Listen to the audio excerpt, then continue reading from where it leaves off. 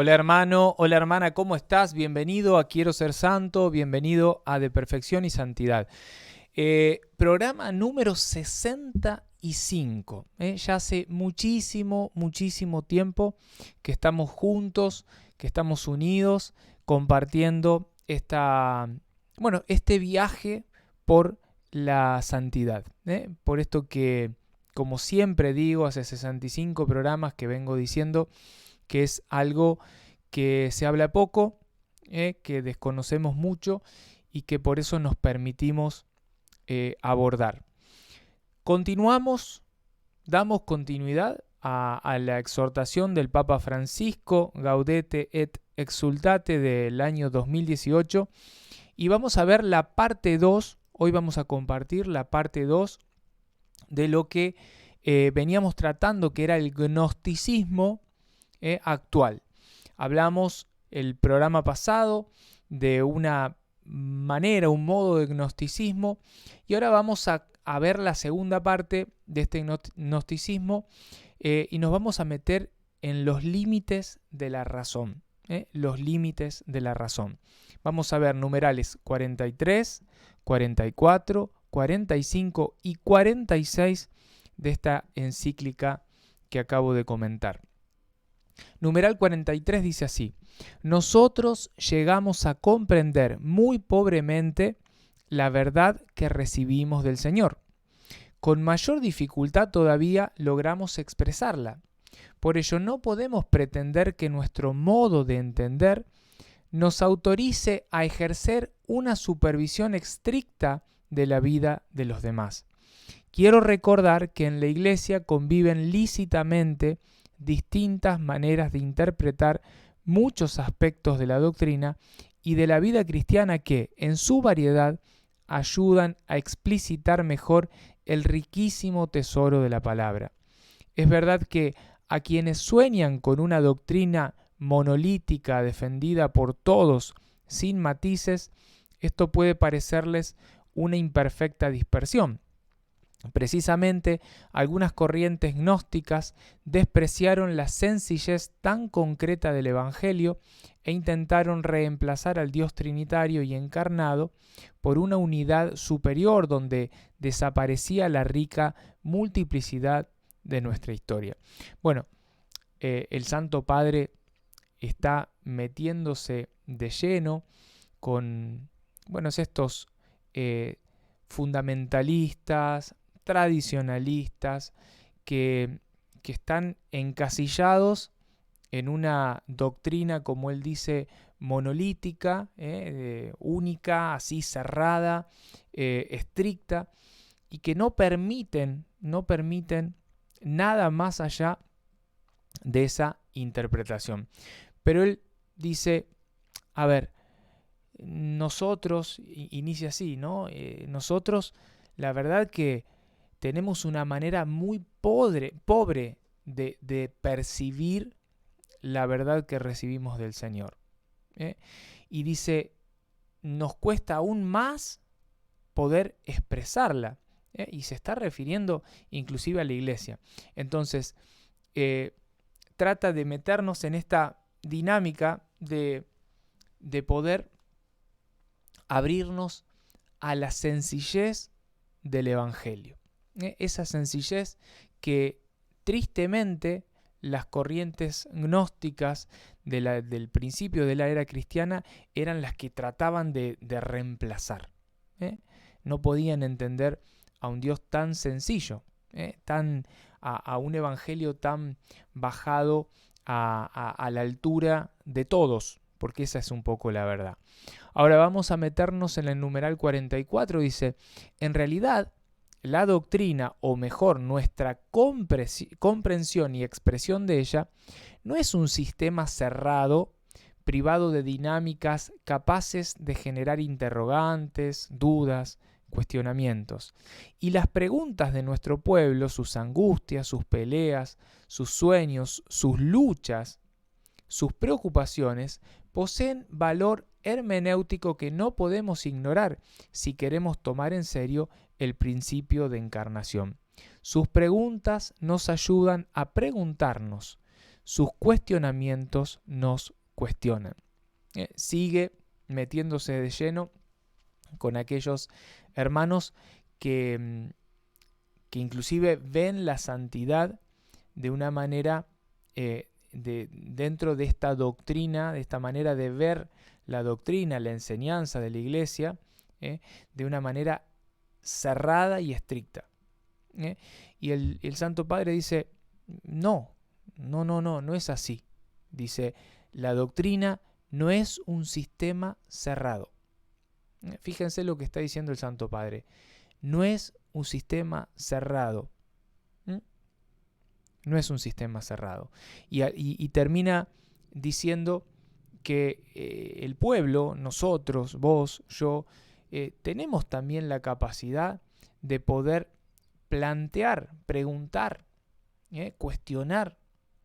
Y esas preguntas, esas dudas que vos tenés y que yo tengo, que en definitiva están, que forman parte del pueblo, dice el Santo Padre, son las que nos ayudan, o sea, las preguntas que ayudan a ellos, a la jerarquía, al magisterio vivo, a preguntarse, y dice, son cuestionamientos que a su vez, dice, nos cuestionan. O sea, el magisterio vivo, que es el que está al servicio de la palabra y el que tiene la capacidad de poder darnos a conocer cuál es la doctrina de Jesucristo, la doctrina de su iglesia, dice, este magisterio no tiene un sistema cerrado. No es una cuestión que está cerrada, no, sino que está abierta, por decirlo así, esta palabra la pongo yo, abierta a estas dinámicas capaces de generar interrogantes, dudas, cuestionamientos. Numeral 45 dice, con frecuencia se produce una peligrosa confusión. Creer que porque sabemos algo o podemos explicarlo con una determinada lógica, ya somos santos, perfectos, mejores que la masa ignorante. A todos los que en la iglesia tienen la posibilidad de una formación más alta, San Juan Pablo II les advertía de la tentación de desarrollar un cierto sentimiento de superioridad respecto a los demás fieles. Pero, en realidad, eso que creemos saber debería ser siempre una motivación para responder mejor al amor de Dios, porque se aprende para vivir. Teología y santidad son un binomio inseparable. Qué duro lo que acaba de decir el Santo Padre, y lo está tomando y se está valiendo de algo que también decía otro sumo pontífice, San Juan Pablo II. ¿Qué decía? Lo repito, o sea, advertía a aquellos maestros, doctores, teólogos, todas estas palabras, estos títulos los anexo yo, pero va relacionado y va direccionado justamente ahí, ¿no? A la teología, a la apología, apologética. Dice, el Santo Padre San Juan Pablo II advertía de la tentación de desarrollar un cierto sentimiento de superioridad respecto de los demás. O sea, qué feo es sentirse superior, sabiendo que para todos la paga es la misma, el cielo. Recuerdo esa parábola de Jesús, creo que está en el Evangelio de Mateo, capítulo 20 me parece que es, donde Jesús cuenta que un viñador fue a buscar, empezó a la mañana temprano a buscar personas para que le ayuden a juntar la cosecha. Y les prometió de paga al final del día, al final de la jornada, un denario. Y lo mismo fue haciendo a lo largo de todo el día. Notó que faltaba más gente, iba o mandaba a buscar más gente y les ofrecía un denario. Y claro, los que habían empezado primero, cuando vieron la paga, se pusieron mal. Porque dicen, pero pará, ¿cómo le vas a pagar un denario al que llegó a las 5 de la tarde si nosotros hace desde las 6 de la mañana que estamos acá trabajando, recolectando? Y la parábola termina diciendo, sencillamente, o sea, que la paga que Dios dispone y que la paga para todos es la misma. ¿Y cuál es esa paga? Esto lo digo yo, lo aporto yo. El cielo. No importa en qué momento sos llamado, no importa en qué momento venís a la viña, pero concretamente en esa recolección, en esa cosecha, la paga es la misma para todos. Entonces, vos que sos teólogo y yo que soy un simple laico ignorante, nada te hace diferente. De hecho, si nos ponemos a pensar en términos de santidad, me atrevo a decir algo, si uno mira en la historia, se van a dar cuenta que los que eran teólogos fuertes, esos teólogos concretamente eran santos, porque el conocimiento de la teología los hacía vivir con mayor profundidad la fe, la caridad, el amor al prójimo. Lastimosamente hoy ya no es más así, ya no hay más, o mejor dicho, ya no todos los teólogos son santos, ya no todos los teólogos son canonizados, porque muchas veces ha pasado en la historia actual de la Iglesia, y fíjense si me equivoco lo que voy a decir, que la teología, esta ciencia, desvía la atención de la caridad, y nos mete en un ambiente demasiado rígido, frío. Entonces, una teología sin oración, una teología sin caridad, una teología sin obras, termina siendo lo que decía Santiago en el capítulo 2 de su carta, donde dice, a ver, o sea, mostrame la fe con tus obras, porque si no es una fe, como dice Santiago, muerta, es una fe que termina siendo estéril, que no termina dando fruto, que se queda en la superficialidad del conocimiento de la razón. Por eso dice el Santo Padre, se aprende para vivir. O sea, el conocimiento me tiene que hacer más santo, me tiene que hacer más caritativo, me tiene que hacer más cercano al prójimo, no más alejado, no como que yo estoy en un pedestal y que yo ya llegué porque ya conozco. Lastimosamente esto pasa y por eso el Santo Padre lo toca y dice, teología y santidad son un binomio inseparable. O sea, es imposible ser un teólogo y no ser santo, porque se supone que si conoces en profundidad la doctrina, la enseñanza, se supone que vas a ser muchísimo más discípulo, muchísimo más cristiano, muchísimo más santo. Ahora sí me meto en el numeral 46 y final del programa de hoy. Dice, cuando San Francisco de Asís veía que algunos de sus discípulos enseñaban la doctrina, quiso evitar la tentación del gnosticismo. Entonces escribió esto a San Antonio de Padua. Me agrada que enseñes sagrada teología a los hermanos, con tal que, en el estudio de la misma, no apagues el espíritu de oración y devoción. Él reconocía la tentación de convertir la experiencia cristiana en un conjunto de elucubraciones mentales que terminan alejándonos de la frescura del Evangelio. San Buenaventura, por otra parte, advertía que la verdadera sabiduría cristiana no se debe desconectar de la misericordia hacia el prójimo. La mayor sabiduría que puede existir consiste en difundir fructuosamente lo que uno tiene para dar, lo que se le ha dado precisamente para que lo dispense, Por eso, así como la misericordia es amiga de la sabiduría, la avaricia es su enemiga. Hay una actividad que, al unirse a la contemplación, no la impide, sino que la facilita, como las obras de misericordia y piedad. Bueno, este numeral 46 es completísimo. No sé si hay mucho más que se le pueda anexar. A ver, dice el Santo Padre, toma una experiencia de este gran santo, por el cual él toma su nombre, San Francisco de Asís, y dice que San Francisco de Asís notó en sus discípulos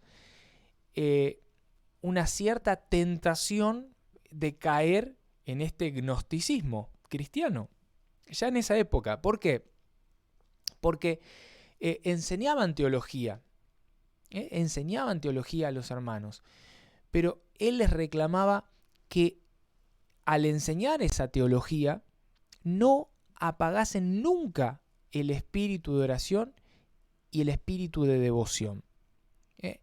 Y decía que se podía dar esa cuestión de convertir la experiencia cristiana, y cuando hablamos de experiencia cristiana estamos hablando primero de amor. Dios es amor, el amor al prójimo, ámense los unos a los otros como yo los he amado. Dice, la tentación donde estaba en convertir esa experiencia cristiana en un conjunto de razonamientos, en un conjunto de, no sé si doctrinas, enseñanzas, en un conjunto de cuestiones netamente mentales, por decirlo así, pero que están completamente alejadas del prójimo, inclusive alejadas de Dios, ¿no? Porque es más una cuestión intelectual que una cuestión experiencial, una cuestión de cercanía para con el prójimo. Y después retoma, dice el Santo Padre, también otra experiencia de San Buenaventura. Lo anterior era San Francisco de Asís, que le reclamaba, o mejor dicho, le aconsejaba a San Antonio de Padua. Ahora toma a San Buenaventura y dice que él advertía esta cuestión que se puede dar de desconectar la experiencia de la fe con la misericordia hacia el prójimo. O sea, me lleno de cuestiones intelectuales, de cuestiones de conocimiento, y me alejo automáticamente de la misericordia hacia el prójimo. Y entonces, dice él, la mayor sabiduría que puede existir consiste en difundir, escuchen, difundir lo que uno tiene para dar. O sea, ¿cuál es la mayor sabiduría? Difundir lo que uno tiene para dar. O sea, Dios puso en vos dones que no puso en mí. Y puso en mí dones que no puso en vos. Entonces, yo tendré que darte a vos de esos dones gratuitamente, para edificación tuya, y me tendré que valer, me tendré que servir de tus dones para edificación mía. Y dice, la misericordia es amiga de la sabiduría. O sea, el sabio es misericordioso. Podemos decir, el que conoce mucho, el súper teólogo, el que sabe muchísimo, no necesariamente es sabio, no necesariamente es misericordioso. ¿Por qué? Porque puede estar siendo una persona muy inteligente, muy capaz, llena de conocimiento, pero en donde lo único que tiene es avaricia, esta cuestión de vanagloria, orgullo y muchas otras cosas más, que es completamente enemiga de la sabiduría y de la misericordia. Entonces, el Santo Padre nos está advirtiendo que no podemos caer en esta tentación. No podemos caer en esta tentación de llenarnos de conocimiento y alejarnos de la misericordia y de la piedad. Y como para cerrar, ya lo decía, no sé si ustedes recuerdan, cuando nuestro Señor Jesucristo venía caminando con sus apóstoles, los discípulos, y dice que se venían peleando, ¿no? Y Jesús rápidamente reconoce lo que estaba pasando y les pregunta, a ver, ¿pero qué pasa? ¿Por qué están discutiendo? Bueno, los muchachos estaban discutiendo a ver cuál iba a ser el más grande en el reino de los cielos. A ver, que yo me voy a sentar acá, que vos te vas a sentar allá, ¿no? Esta cuestión de grandeza, porque voy a estar al lado de. Y Jesús remata diciendo algo que a mí me sirvió y lo uso siempre, que es esta cuestión de, o sea, en el reino de los cielos, el más grande será aquel que se haga servidor de los demás. O sea, ¿escuchamos? En el reino de los cielos, si hablamos de llegar al reino de los cielos, ya estamos hablando y reconociendo que hablamos de un santo, porque nadie entra al cielo sin ser santo. Entonces, si estamos hablando del reino de los cielos y de santidad, y estamos hablando de grandeza, a su vez estamos hablando de servicio. O sea, para alcanzar esa grandeza, para alcanzar esa santidad, para alcanzar ese lugar preferencial que dice el Señor, me tengo que hacer servidor de los demás. No me tengo que hacer teólogo, maestro, doctor. No, me tengo que hacer servidor de los demás. Por eso, la grandeza está unida a la misericordia, al servicio, a la compasión, a la piedad, que irán unidas de la oración, de la contemplación, de la cercanía para con Dios.